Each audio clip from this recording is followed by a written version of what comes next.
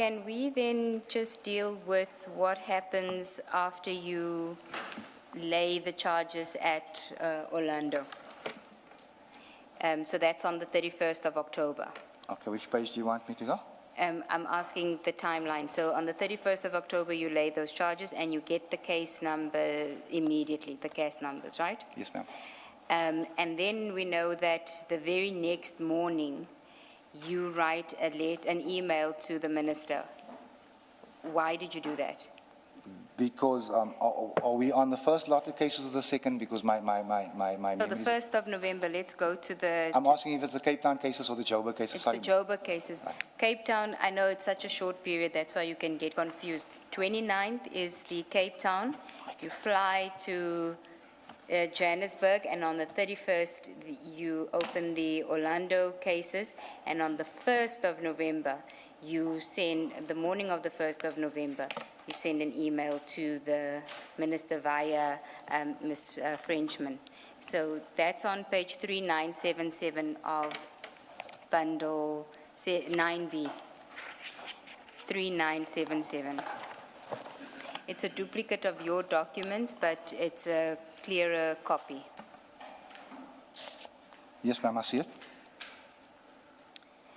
So it starts at the bottom of 3977, Sakina Frenchman to Edward Senzongunu on the 1st of November at 8:21 a.m.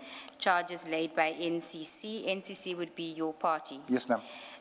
If you look at the next page, 3978, you'll see that although it's from her email address, it says regards Honorable Fadiel Adams. Yes, ma'am. And if we then go back to 3977, it says to Minister of Police, 1, I have opened cases in the Western Cape on a number of senior SAPS personnel as per the following case dockets, as per Grand Central, and then it gives the case numbers. 2, I was told that the dockets were intercepted. Now, let's just pause there. So these are now the Cape Town dockets that you were told was intercepted. 3, in my quest for justice, I traveled to Gauteng and opened the following dockets as per Orlando SAPS, and you give the numbers. 4, however, I have also been notified that the Gauteng Police Department has followed the same modus operandi as the Western Cape PC and is interfering in the investigative process. And let's pause there. Laid the charges the day before. At 8 o'clock the next morning, you know that Gauteng Police is adopting the same modus operandi. Based on what? Again, the man with insight into these type of things. No, Mr. Adams. You have the cast numbers now. You cannot rely on a dead man every time. Ma'am, It's unacceptable. I understand your frustration. Let me explain mine to you, if you will. Please, please, just give me 1 second. I will explain it to you. So, what we all know, all of us, is that the South African Police Service covers for each other. I've been told these dockets are about to disappear. I'm going to give you an example, and please write this down. Before you give me those examples, this is the man that says to you, go to Orlando. So he must trust Orlando. He also arranges for somebody from Orlando because he doesn't want the same thing. If we believe you, which I highly doubt that anyone does, but if we believe you that the Cape Town dockets were intercepted, you have now covered every base to make sure the Joburg dockets don't get intercepted. But the very next day you say to the minister, the same thing has happened. How is that possible? Then it must be General Lincoln and Witness G that has intercepted those dockets. General Lincoln is in Cape Town without legs. He can't intercept a docket. And yet he knows that the dockets have been intercepted. This is what this man has told me. Now, if you will allow me, I will explain to you. There's a case. Let's get this first. Let's get this first. What time did you lay your charges in Orlando? It was in the was it in the morning? I think it was late morning, Chief. I think it was late morning. I caught the early flight to Joburg. Mr. Adams, you've again said Chief. Commissioner, I apologize. It just slips out. Commissioner, Chairperson, sorry. I think it was late morning.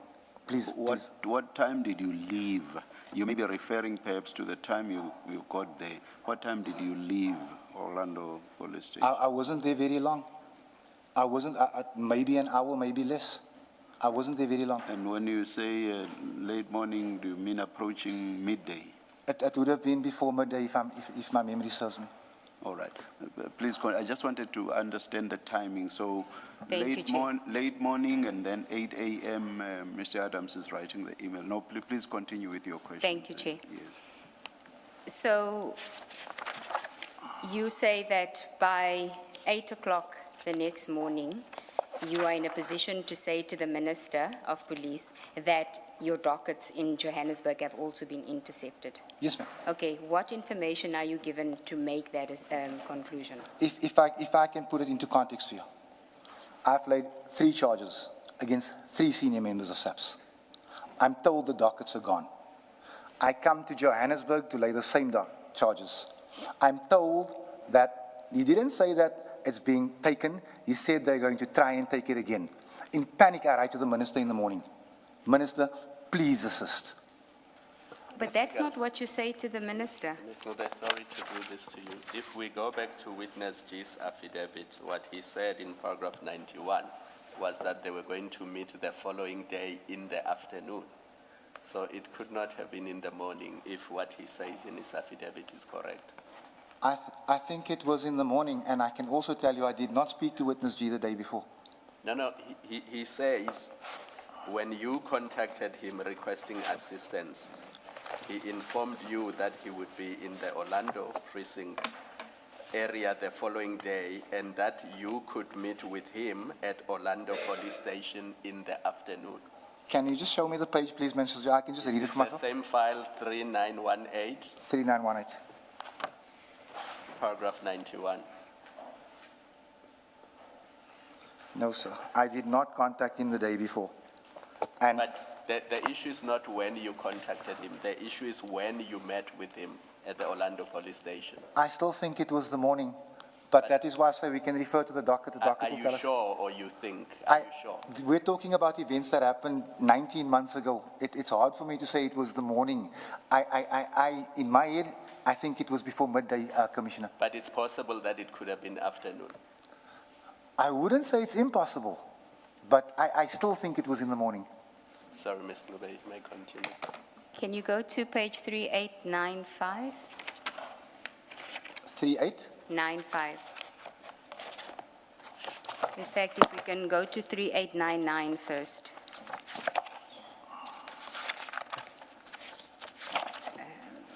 And just to show you what document we're dealing with, my apologies, 3897 is the start of the document. 3897.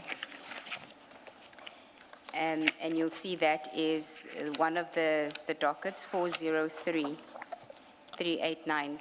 I have 3897. 3897, you see that's the front cover of the docket. Yes, I do. And then if we go to 3898, that is your A1. Yes, ma'am.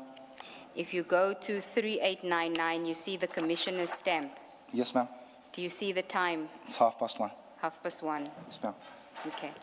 So work off that timeline. So, if I got to the police station round about midday, I would have spent about an hour there. I think that I'm not far off. I'm not far off. Okay. So it's 1:30. So what happens between 1:30 and 8 o'clock the next morning? I'm told by General Lincoln they're trying the same stunt again. That is exactly what You're told, Oh, please repeat that. I'm told by General Lincoln that they're trying to intercept the dockets again. Now, Commissioner, if I can just put it into context for you. I just want to show you something. I actually wasn't going to mention this, but if you will allow me, sorry. There's a case, Kales River case. It's 771 of 10/2010. This is a rape case against a senior general. It's never been investigated. The docket has been shelved. maybe that has happened. No, I just... No, let me say, because we do have limited time, so, and I think you do have a lot of things that you would like to share, but let's come back to the question. Maybe what you're about to start now has happened, but that's not what we are discussing. You're being asked a specific question by the chair. What were you saying General Lincoln said to you? General Lincoln told me, and I wouldn't be able to tell you the time, but on the same day, if I want to quote him, he said something along these buggers just won't stop. They're about to do it again. Those were the words, and that prompted me to mail the minister.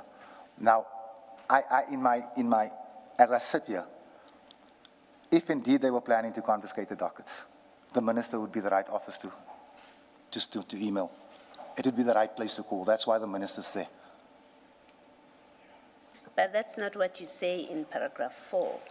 Paragraph 4 of? Of the letter to the minister. Can I see? 3978. 3978. You're not saying they are about to do the same thing they did in the Western Cape. You say they've done the same thing. They're interfering in the investigation, in the investigative process, and this is less than 24 hours after you laid the complaint, and you represent to the minister that your dockets have been intercepted in Gauteng. That can't be, because your explanation now is General Lincoln said to you they're about to do that. So you were misleading the minister in paragraph 4 if you tell him that they have intercepted your Gauteng dockets, because your explanation now is General Lincoln said to you they're about to do that.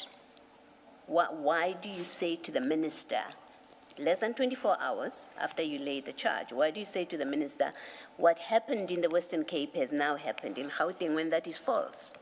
I think I preempted that, to be honest with you, Commissioner. I'm saying I've also been notified that Gauteng Police Department has followed the same modus operandi, which means they're taking the dockets or have taken the dockets, which I think is out of context on my side.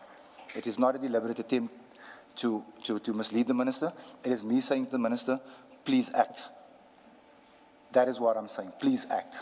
So you accept that General Lincoln, if he is the one that spoke to you, you accept that General Lincoln didn't say to you, the Gauteng police have intercepted your dockets. You accept that? No.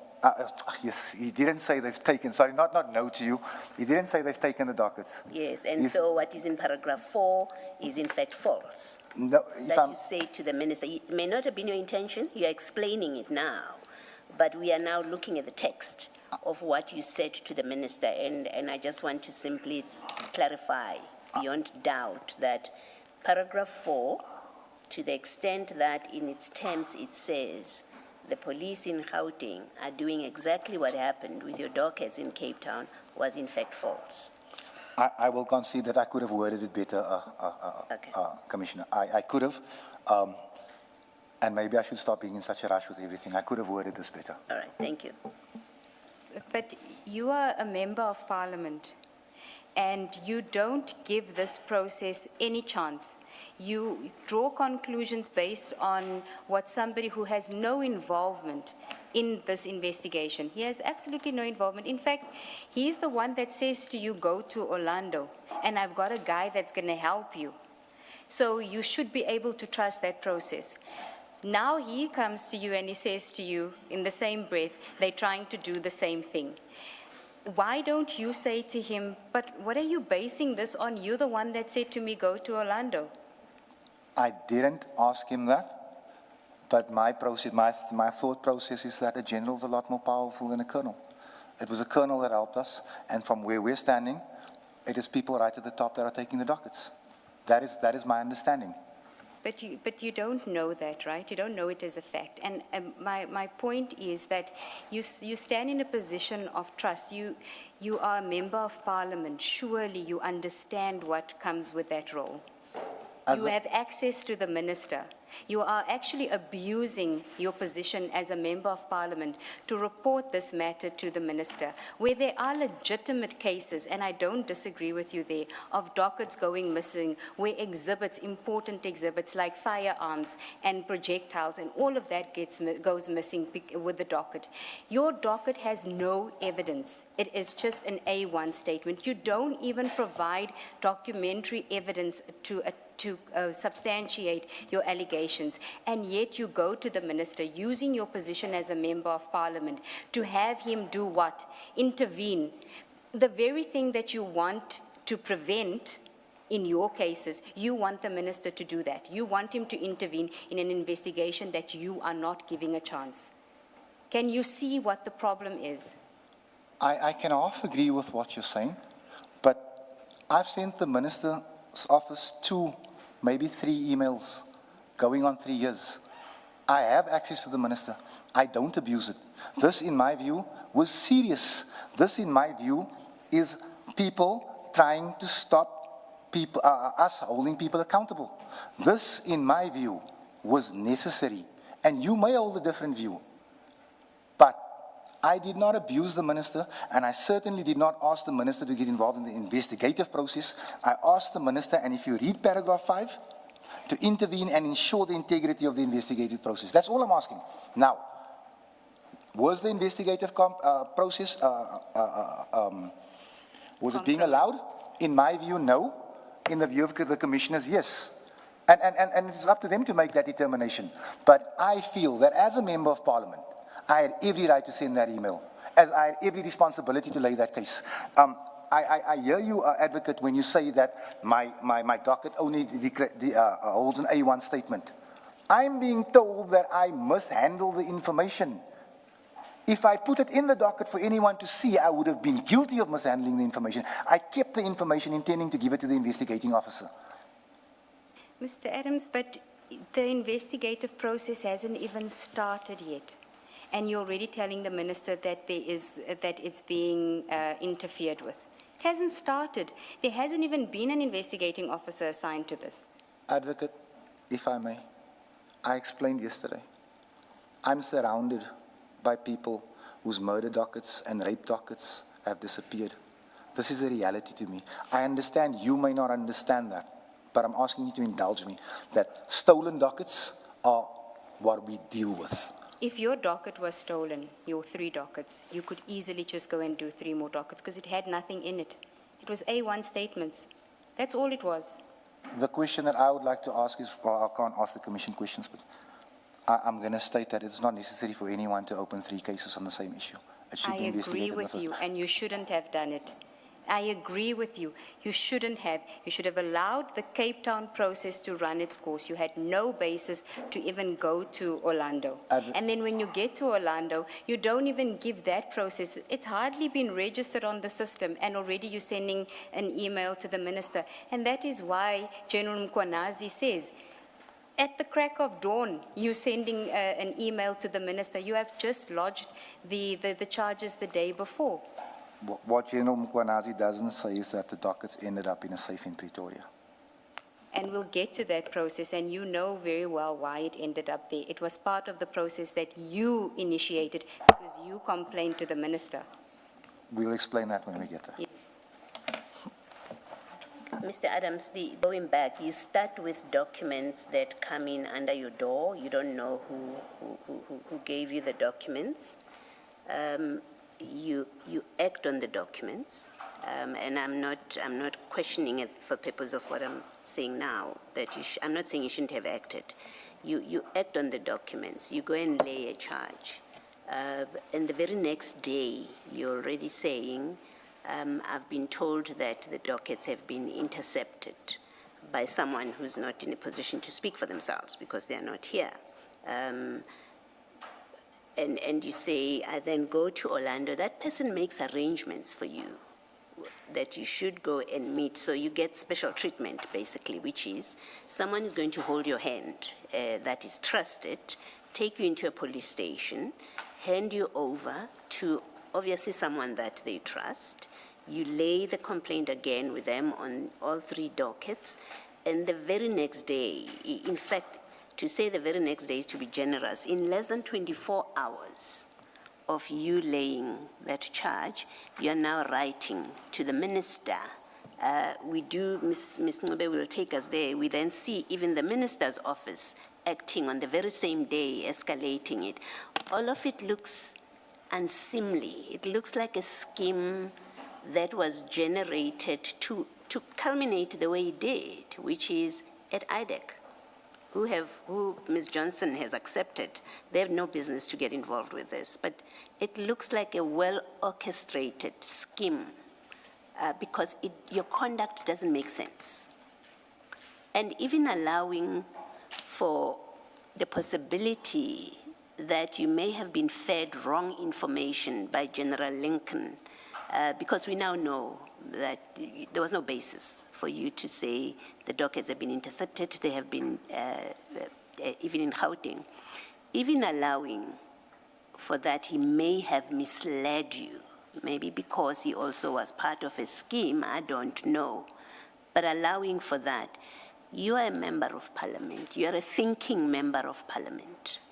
And when you're told dockets have been intercepted, you're expected to ask the necessary questions, including about Gauteng. If General Lincoln says to you, your dockets have been intercepted, as a responsible member of parliament and a thinking member of parliament, it's unthinkable that you wouldn't ask basic questions like, hey, how do you know this? Let me phone the gentleman, the person that I reported to yesterday, and ask them, where are my dockets in the scheme, before you escalate things to the minister. There's just something wrong about this whole process. For lack of a better word, it stinks of machinations. Do you want to comment? Yes, please, Commissioner. Commissioner, I acted only because I wanted these cases investigated. I had no other motive. I emailed the minister twice. The minister's office responded twice. I'm actually appreciative of the response because other ministers don't respond. I understand exactly what you're saying, but I can tell you as I sit here today, this thing was done because we needed to get this investigation going. And also, we don't have, I don't think this commission will allow me the time to explain why provincial SAPs had no business fetching those dockets. They had no business. That was against the chain of custody, and that is what triggered my response. But I accept what you're saying. I mean, what you're saying, you know, when you connect dots, which is not a lawful process, but when you connect dots, it does stink. I will concede to that. But my motivation here was, I'm not letting you get away with this. That was it. And that is my stubborn streak speaking, but it is what it is. Maybe lastly from me, I mean, you speak of the serious cases that you have to deal with on a daily basis, the killings, the rapes, which no one will argue with you against. And with all of that, what was so urgent about the cases of a forklift, the case of General Madondo's vetting, General Kumalo's vetting, and General Masemula? What was so urgent that things had to happen within hours? Because that's what you did with the Western Cape, that's what you do with Gauteng, and your correspondence to the minister and the minister's chief of staff on the same day writes to the SAPs. But I want to hear from your perspective, what was so urgent that it had to happen within 24 hours? If I may, Commissioner? Thank you. What was important to me about this is that on the basis of what I've seen, and these are only allegations, like I say, I wanted it followed up by an investigation, is that there's a possibility that at the very top of crime intelligence, people are A, stealing, B, promoting people with criminal records to top positions. And like you said, it just seemed to stink, and I wanted it clean. They don't know where the drug dealers are in Cape Town. They don't know where the guns are in Cape Town. One police officer can sell 2,700 guns to the gangs in Cape Town, and crime intelligence doesn't know. So for me, this was important. If we can't detect crime, we can't fight crime. And if we have incompetent and compromised people at crime intelligence, we might as well close the place. Yeah, okay, That thank was you. important to me. Yeah, no, you haven't answered my question about why was it urgent in this case? Why was it urgent? And the agent of 24 hours, I'm not talking agent generally, I'm talking agent of 24 hours, that your complaint about General Madondo and her vetting and a polygraph should be investigated and be finished within 24 hours. The same with General Kumalo. It's that, my question is that direct. Why in this case was it the agency of within 24 hours you needed to have, you haven't given them documents, by the way. You've just done an A1 statement. You are not answering my question. What made this so urgent that within 24 hours, you're escalating things to the minister? If I may, is this the Gauteng one? The first case that I laid, the first batch of cases I laid in Cape Town, I sent the minister an email. Then I laid the cases again, and I'm triggered. I understand that. So when you first laid a case in Cape Town, you sent an email to the minister. That it is alleged that my documents have gone missing. I sent that email. Then Before the first time, of November. There was a 10-day gap between the emails, if I remember correctly. If I can check, will you allow me to check? Yeah. Thank you. It's your answer, please, to check. Please, let me just get this right.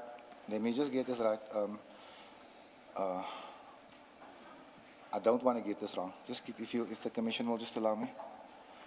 Oh, I need to go into this thing now.